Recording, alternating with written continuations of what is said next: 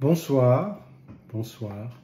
Donc ce soir, on a on va fêter une petite occasion familiale, disons, avec notre fille aînée. Donc c'est juste nous deux.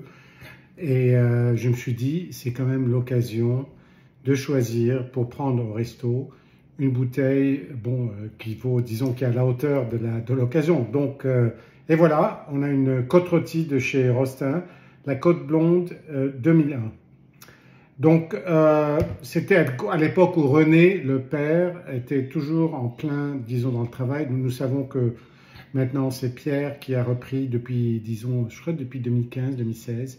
Et on avait rencontré tous les deux quand on est allé voir en 2019. Et donc là, c'est vraiment le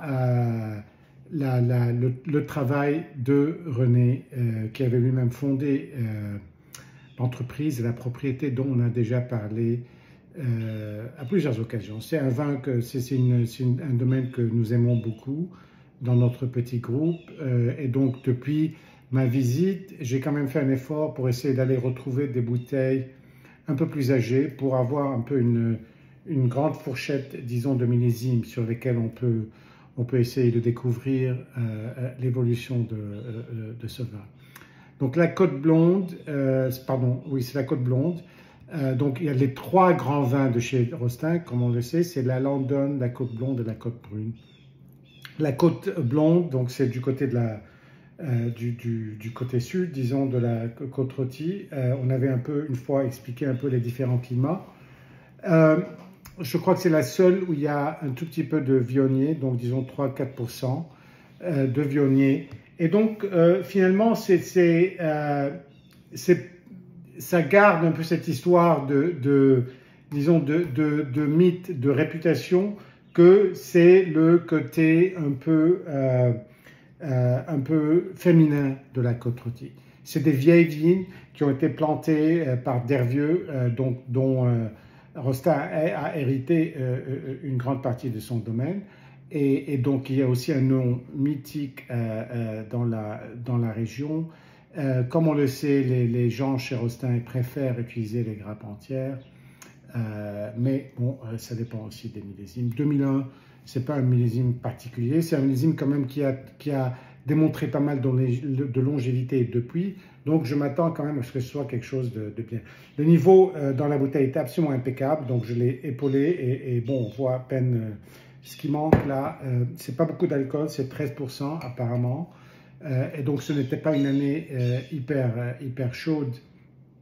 Mais bon, voilà. Quand on regarde la robe, c'est une robe quand même qui est très jolie, un peu trouble, mais pas très évoluée, un tout petit peu quand même. Mais pas, bon, donc on sent un peu les notes de marron, disons, on regarde, mais c'est quand même une belle côte rôtie, plutôt un peu pourpre, disons. Au nez, ce qui était incroyable, dès que je l'avais débouché, c'était la violette. Tout de suite, la violette, c'était la première chose qui m'a frappé. Depuis, là, on a un peu plus de réglisse, un peu d'épices, disons surtout le poivre. Donc, c'est quand même presque un bonbon aux fruits et à la réglisse, disons. Bon, ce qui est un peu... Peut-être ça vous semble étrange, mais c'est ce que ça me rappelle un peu. Mais c'est quand même un nez qui se développe encore. Bon, donc la bouteille va évoluer. Il est présent, mais pas... C'est assez aromatique quand même. C'est un nez qui se fait sentir, mais il n'est pas encore hyper expressif.